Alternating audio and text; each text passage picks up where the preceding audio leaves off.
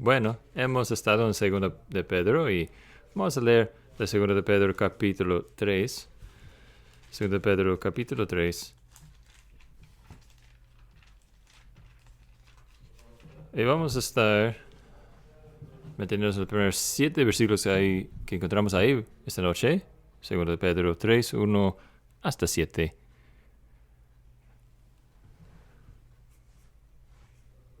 Que escuchemos a la palabra de Dios. Amados, esta es ya la segunda carta que os escribo, en las cuales como recordatorio despierto en vosotros vuestro sincero entendimiento, para que recordéis las palabras dichas de antemano por los santos profetas, y el mandamiento del Señor y Salvador declarado por vuestros apóstoles. Ante todo, sabed esto, que en los últimos días vendrán burladores con su sarcasmo, siguiendo sus propias pasiones y diciendo: ¿dónde está la promesa de su venida? Porque desde que los padres durmieron, todo continúa tal como estaba desde el principio de la creación. Pues cuando dicen esto, no se dan cuenta de que los cielos existían desde hace mucho tiempo y también la tierra surgida del agua y establecida entre las aguas por la palabra de Dios, por lo cual el mundo de entonces fue destruido, siendo inundado con agua. Pero los cielos y la tierra actuales están reservados por su palabra para el fuego, guardados para el día de juicio y de la destrucción de los impíos. Que el Señor use su palabra esta noche en nuestras vidas. La mayoría de ustedes saben qué es un escarnecedor. A lo mejor no una palabra que usamos todos los días en nuestras conversaciones. Habla de alguien quien niega la palabra de Dios y los caminos de Dios, típicamente en una forma de burla. Es burla que sale de incredulidad, no es algo que es resultado de algunas dudas o cuestiones que tendrá un creyente, sino sale de un corazón incrédulo. Y yo dudo que ninguno de ustedes aquí esta noche estaría dispuestos a ponerse el título escarnecedor o burlador. Y yo creo que tendría razón yo a decir que las iglesias a quien escribía Pedro esta epístola, nadie pondría de pie diciendo: yo soy escarnecedor aquí, yo soy el burlador. ¿De quién habla aquí Pedro? Y sin embargo, Pedro lo encuentra relevante, Pedro lo encuentra importante aún hablar sobre los burladores a una congregación cristiana como nosotros. Así que si es relevante a Pedro, debe ser relevante a nosotros también.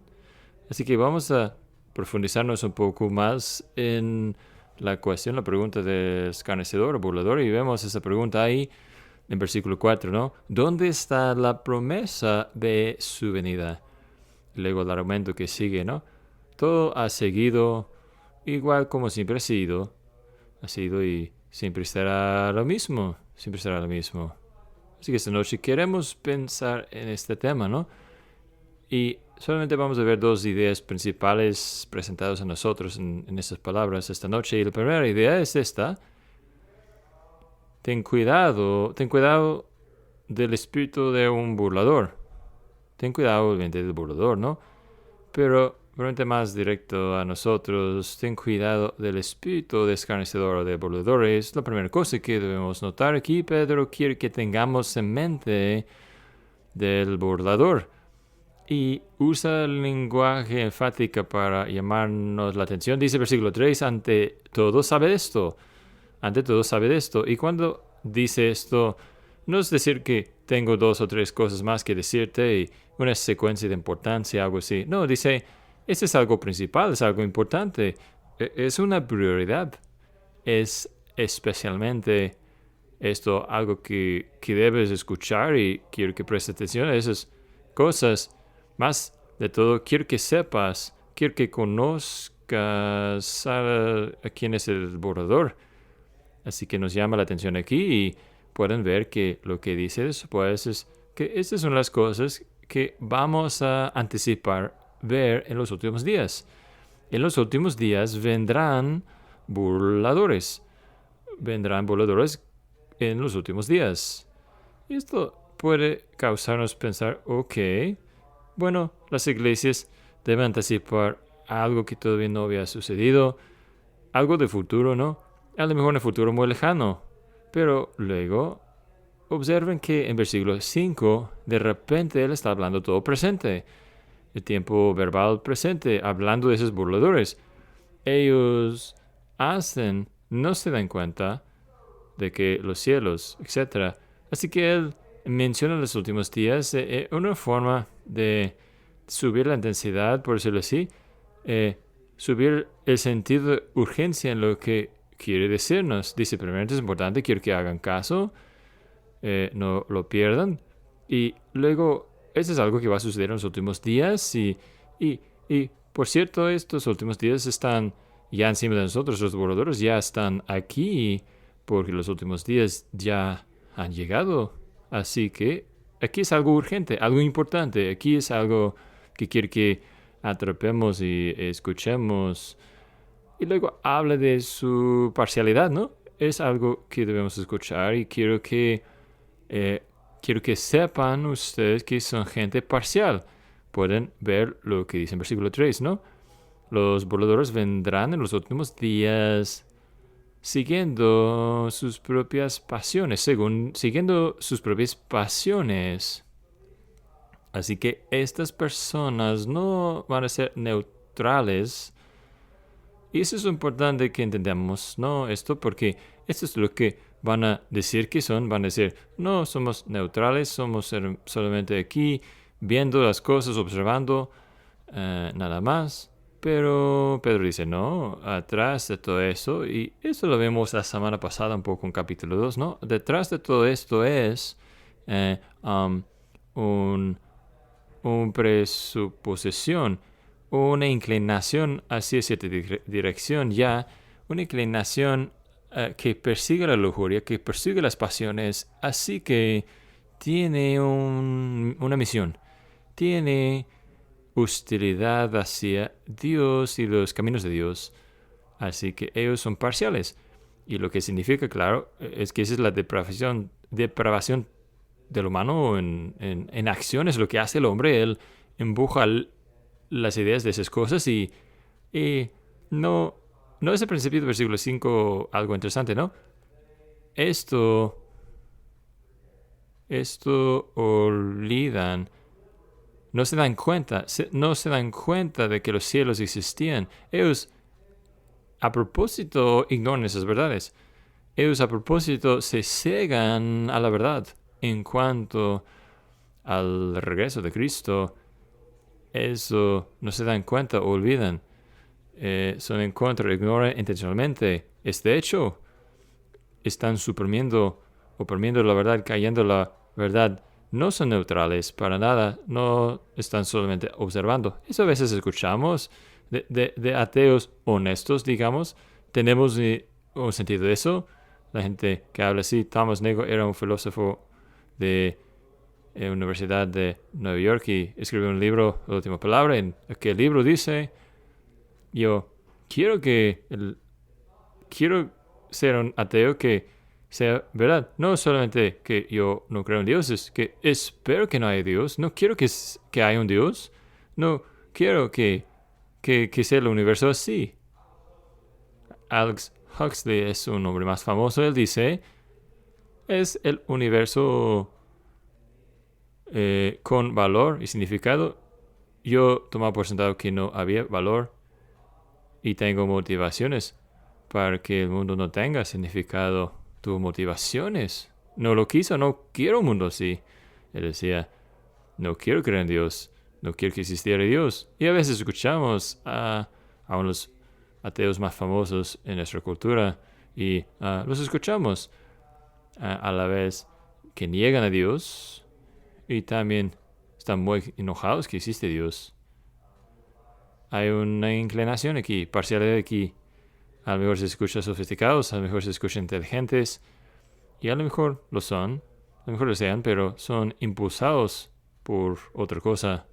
Pedro dice que son manejados, impulsados por sus propias pasiones, su lujuria, y hay parcialidad entonces. Y quiero también, Pedro, que sepamos que es muy prevalente, es un problema muy prevalente para nosotros con que tenemos que tratar. Va a haber burladores, y ellos van a permanecer durante los últimos días. No aquí a veces aparecido, desaparecido, sino podemos tener por seguro que vamos a verlos, encontrarlos, interactuar, a lo mejor con ellos. Van a estar enseñando clases en la universidad, por ejemplo. A lo mejor van a estar compañeros en trabajo tuyo o donde sea. Va a haber muchos burladores en los últimos días. Yo me pregunto si tú estás de acuerdo que si tuvieras que reducir nuestra cultura a algo básico, podrías encontrar así en nuestra cultura el espíritu de los tiempos, nuestra sociedad hoy día, ¿no? Burladores, escarnecedores.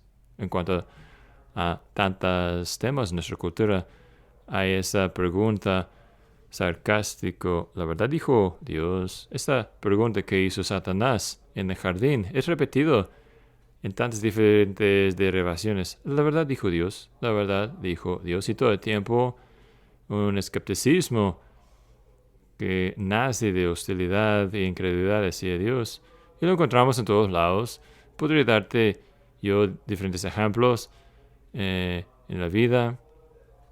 Ustedes sabrán que en las noticias, algunos los chistes, no, los chistes en las noticias ha sido el viejito que parece como profeta y tiene como que señal en su pecho que dice que el fin está cerca, ¿no? Y esto en tantas diferentes formas, maneras, es como un chiste, ¿no? No se debe tomar en serio. El regreso de Cristo no es algo que queremos, en que queremos pensar, ¿no? Así es la cultura. Una cosmovisión desde este punto de vista científico, un punto de vista que quiere alejar siempre a Dios lejos del mundo, un sistema cerrado en que el mundo llega a ser meramente un ciclo sin fin, que no tenía fin ni principio. Y hay gente que argumenta, no, en serio, que las cosas materiales, que la masa es eterna, sin principio a las cosas a nuestro alrededor, y no va a tener fin tampoco. Y eso tomando el espacio, el lugar de Dios, ¿no? Sin propósito, sin significado, sin dirección. Cosas siempre han sido así, siempre seguirán así. Ese tipo de uniformidad, vista uniformitario del mundo. Y tú puedes pensar un momento sobre la necedad de ese tipo de pensar. La audacidad que llevará a una persona a recibir el regalo de un mundo estable, un mundo estable que disfruto y agradezco día y noche, por ejemplo, y primavera y otoño, verano y todo lo demás, ¿no? Que viene estabilidad que Dios ha hecho en su creación, que es un regalo a nosotros, y tomar ese regalo y decir, pues es un arma que intenta mantener lejos Dios del mundo. La estabilidad, ellos dicen, argumenta en contra de las cosas que cambian. Siempre ha sido así desde el principio, va a seguir así para siempre, dicen. Así que el mismo regalo de Dios a nosotros en la forma de tal estabilidad llega a ser una forma de alejar a Dios de uno y prevenir gente que piensen seriamente sobre el futuro. Así que entonces hemos llegado desde las noticias hasta el mundo de la ciencia. Podemos pensar también en la cultura. Podemos pensar en un escenario en el teatro que fue votado el teatro más significado en inglés, Esperando a Do. Una cosa breve con 2 escenarios apenas. En cada escenario 2 hombres están esperando a alguien a quien nunca conocían, y él aparentemente ha prometido verles en esta ubicación, tal ubicación, y están ahí al árbol que está plano es un árbol sin hojas, es otoño, invierno, algo así, no sé. Y ellos esperan y esperan y esperan y finalmente hay un mensajero que viene y dice, bueno, no hoy, pero viene mañana. Pero mañana viene y no aparece. Escenario 1 se acaba y ahora es escenario 2 y el árbol tiene hojas y están ahí esperando otra vez. Es primavera o otoño, algo así. Digo, verano y el mensajero viene no hoy, pero mañana mejor viene y al fin de teatro todavía están esperando ahí. Y eso nuestra cultura es la cosa más significante, más impresionante del siglo XX, esperando un Dios que nunca aparece. Así que el espíritu del borrador está vivo, está bien, saludable hoy día. Es el espíritu de nuestros tiempos. Y es por eso que Pedro escribe a cristianos sobre ese tema. Porque las palabras del burlador y su pensar, sus argumentos, están vivos y saludables hoy, son influenciales hoy, están presentes y son tentadores. Ahora, ¿cuándo van a ser más tentadores para un creyente? Bueno, van a ser más tentadores para un creyente cuando el creyente está en pecado. Cuando está en pecado y no quisiera pensar en Dios como juez, cuando no quisiera pensar en el fin del mundo y tener que estar de pie delante de Cristo, a quien está ofendiendo con su pecado, el espíritu del borrador está en la puerta. El espíritu del borrador está en la puerta, tocando la puerta cuando la vida va muy bien, cuando la vida es buena y probablemente estamos amando al mundo un poco demasiado y no quisiéramos pensar en otra cosa, sino lo presente, lo que está enfrente de nosotros. La vida es genial y no quiero pensar en que regrese Cristo y no quiero pensar en otro mundo. El espíritu del borrador está cerca en esos tiempos. Y el espíritu del borrador está cerca cuando tú y yo estemos viviendo con nuestros ojos en vez de vivir por la fe. Y vemos alrededor y evidencia. Lo que vemos a nosotros, la evidencia nos dice, ayer fue situación normal, hoy situación normal, ¿por qué no será mañana igual? ¿Por qué debo pensar yo que cualquier cosa cambiaría? ¿Por qué debo pensar que Cristo realmente volverá? Así que el burlador está vivo, su espíritu también está vivo y bien hoy día, y Pedro quiere que entendamos que es un peligro verdadero para el creyente, que escuchemos esas voces incrédulas, que seamos movidos por tales voces, engañados, y que hará daño a sí mismo, el creyente y a otros también incluso, y no andar por fe creyendo en el Señor. Si podría yo decir una palabra a nuestros jóvenes aquí, este es un peligro en particular para ustedes. Al meterse en la secundaria, la preparatoria, la universidad, pensando en sus carreras, necesitan pensar en categorías bíblicas. Y cuando escuches a alguien burlándose de las verdades de Dios, a poder ver a aquella persona como las escrituras ven a esa persona. Esto es un burlador. No, él es interesante. Inteligente. No, es un burlador. Y necesito yo volver a Cristo nuevamente y pedir su ayuda para que yo no caiga en ese tipo de decepción y engaño. Pedro quiere que nosotros sepamos que este es un peligro verdadero, por eso nos advierte que tengamos cuidado del burlador y su espíritu. Pero luego la segunda cosa, quiere que estemos preparados, alertas, listos. Y quiere que estemos listos con un doble antídoto. Dios en su bondad nos da un doble antídoto aquí cuando vemos aquí. Vamos a empezar en el principio del capítulo y luego hacia el medio del capítulo para ver esos dos esos dos antídotos que Pedro nos da. Y primero se encuentra en versículos 1 y 2. Y es la constancia del mensaje de Dios, la constancia del mensaje de Dios sobre este tema de la venida del Señor, la constancia en cuanto al mensaje de Dios. Y ven lo que dice ahí en versículos 1 y 2. Y dice, amados, esta es ya la segunda carta que os escribo, en las cuales como recordatorio despierto en vosotros vuestro sincero entendimiento, para que recordéis las palabras dichas de antemano por los santos profetas y el mandamiento del Señor y Salvador declarado por vuestros apóstoles.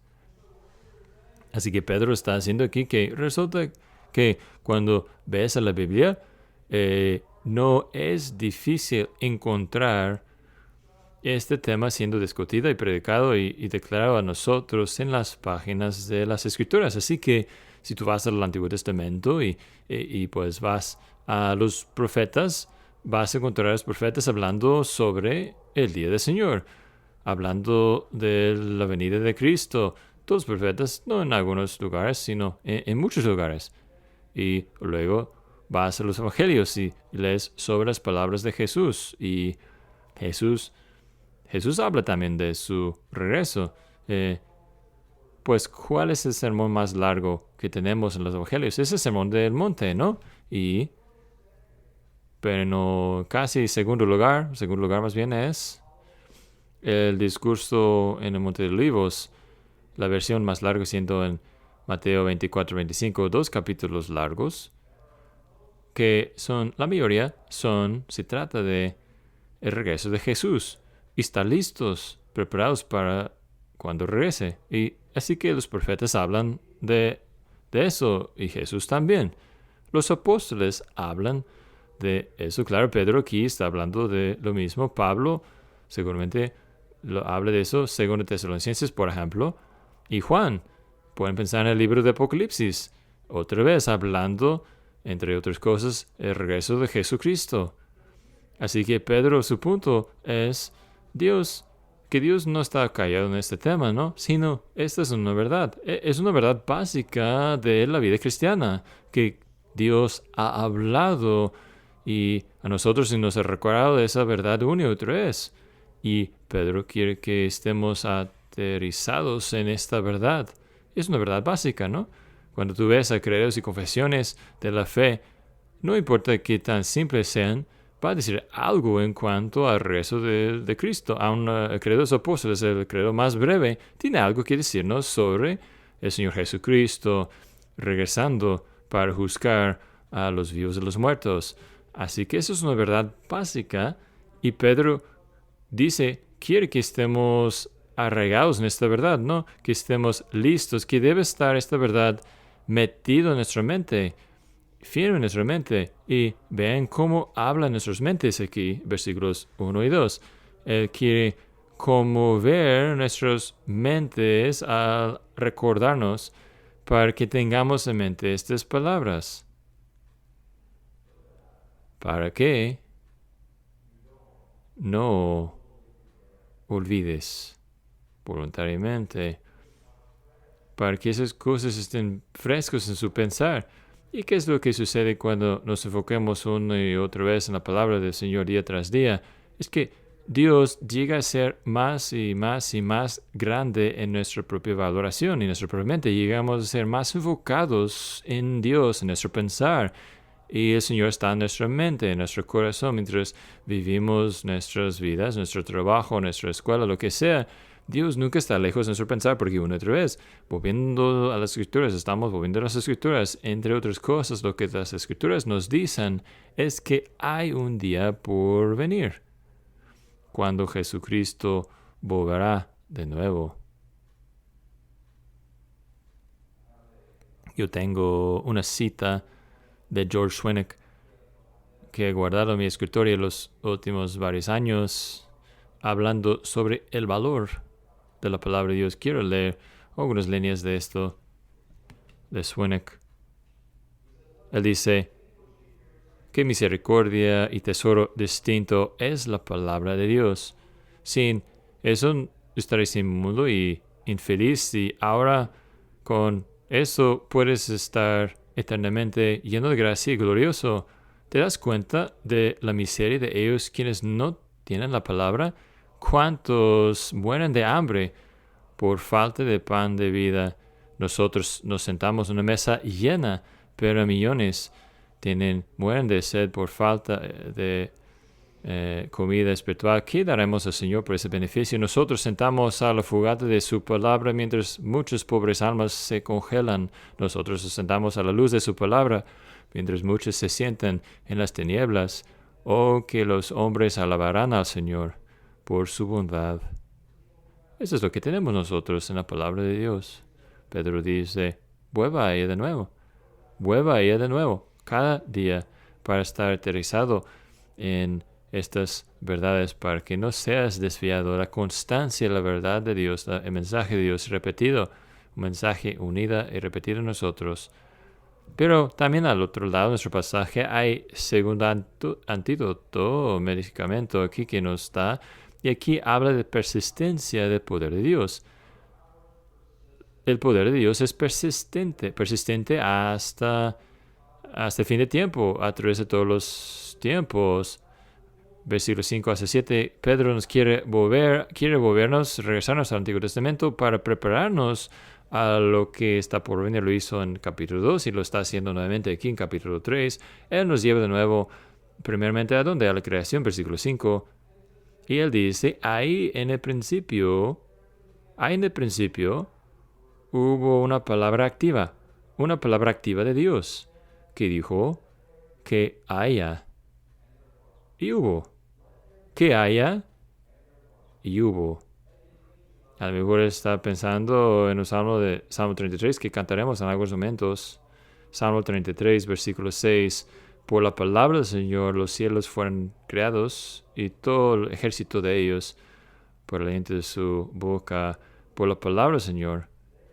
Y ahí dice en versículo 5, en el principio, la palabra de Dios, por la palabra de Dios. Dios habla, y los cielos y la tierra son creados, y hay una separación, no una separación entre los cielos y la tierra, hay una separación entre la tierra seca y las aguas, y por la palabra de Dios esto es sostenido. Ese llega a ser el estándar, la separación de tierra seca de las aguas, día tras día, año tras año, generación tras generación, tierra seca, agua, hasta por la palabra de Dios, eso cesa de ser el caso. Versículo 6. Por lo cual el mundo de entonces fue destruido, siendo inundado con agua. Así que podemos ver que Él se movió desde la creación hasta la inundación. Dios crea un mundo estable, tierra seca, las aguas, separación, todo normal. Saltamos al diluvio, un día de juicio. Y ahora aguas suben de las profundidades de la tierra, aguas caen de los cielos. Ya no hay separación de tierra seca de las aguas. Así que cuando los burladores dicen en el versículo 4 que todas las cosas han permanecido como siempre y no siguen igual desde la creación, Pedro dice, ese simplemente no es el caso. Vino el diluvio por la palabra de Dios. Vino el diluvio por la palabra de Dios. Y el mundo de aquel entonces pereció. Así que el Señor es capaz de voltear todo de cabeza. Él puede cambiar todo el mundo, un mundo que perecía igual ayer y hoy y para siempre. Así que Él va más adelante hacia el futuro, versículo 7. A lo mejor sería mejor decir y en vez de pero, en versículo 7, pero y los cielos de la tierra actuales están reservados por su palabra. Ok, entonces, ¿por qué hay un estándar hoy día? ¿Por qué hay un patrón hoy día? Un sistema, por la palabra de Dios, porque Dios lo sostiene, porque Dios habla y sigue hablando y sigue siendo como Él desea, sigue siendo separación entre tierra seca y agua, porque así es como ha ordenado Dios que sea así en el presente. Los cielos y la tierra actuales están reservados por su palabra, preservados por su misma palabra. Pero ¿será siempre así? Bueno, él dice, esos son reservados para el fuego, guardados para el día de juicio y la destrucción de los impíos. Hablaremos más sobre este fuego, si os permite, la otra semana. Así que la persistencia del poder de Dios, la palabra en principio, el Señor habló y el mundo existió. Aquella misma palabra sostiene a unos eventos ordinarios en el mundo. Misma palabra hablada, habla que existiera un diluvio que se acabó de una forma grave, cataclísmico. La palabra griega no hay que describe el diluvio, volteando toda la cabeza, cambiando todo lo ordinario. Ahora, hoy día, la palabra del Señor sostiene toda la situación, lo que vemos como normal, pero aquella misma palabra va a traer el regreso de Jesucristo y otro gran cambio de todas las cosas en aquel día. Así que esto no es un mundo que ha sido abandonado por Dios. Este no es un mundo que Dios ha puesto ahí flotando, ahí dejando ahí. No es un dueño ausente. Cada momento de cada día el Señor está sosteniendo por su palabra a su creación, nuestras vidas y circunstancias y el estado de nuestro mundo es por su cuidado constante y presencia y poder.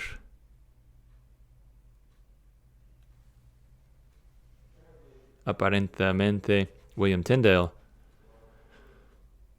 fue la primera persona que usa la palabra evangélico y él lo usa para hacer distinción entre aquellos cristianos quienes vivían, se alimentaban de la palabra de Dios todos los días, y ellos, cristianos profesantes, quienes vivían solamente en superstición o ceremonia y sentimientos. El cristiano evangélico, el que se alimenta de la palabra de Dios. Eso es lo que Pedro quiere que seamos nosotros. Él simplemente nos dice, no sean desviados por el burlador, no sean engañados por el espíritu del burlador. Vuelvan de nuevo a la palabra de Dios y permite que la autoridad tuya sea la palabra de Dios, que te guíe, que te protege, que te cuide, que te ayude. Y que seas convencido nuevamente en el poder de Dios, el mismo Dios que hizo el mundo y quien está sosteniendo el mundo hasta el día que Él ha ordenado para cambiar todo. Déjame meramente cerrar con esto. A lo mejor conocen las bienaventuranzas, el Sermón del Monte, ¿no? Y seguramente conocen las bienaventuranzas del libro de Apocalipsis también. Hay 7 de ellos. Esas son palabras directamente de la boca del Señor Jesucristo resucitado, palabras de ánimo, a veces palabras de advertencia. Quisiera compartir con ustedes las últimas 2 bienaventuranzas en el libro de Apocalipsis como ánimo a ti, como ánimo a mí, mientras busquemos aplicar estos 2 antídotos a nuestras vidas y a escuchar la voz de Dios y apagar la voz del burlador. Apocalipsis 16:15. Jesús dice, de aquí vengo como ladrón, bienaventurado el que vela y guarda sus ropas, no sea que ande desnudo y vean su vergüenza. Y luego, la última bienaventuranza en el último capítulo de las Escrituras dice, aquí vengo con prisa, bienaventurado el que guarda la palabra de sus profecías de este libro. Dios tiene gran bienaventuranza para ti, no meramente en el futuro, sino también el presente mientras tú hagas caso a su voz y no a la voz del burlador. Que Dios nos dé gracia a hacer justo esto esta noche. ¿Podrían ponerse de pie mientras oramos, por favor?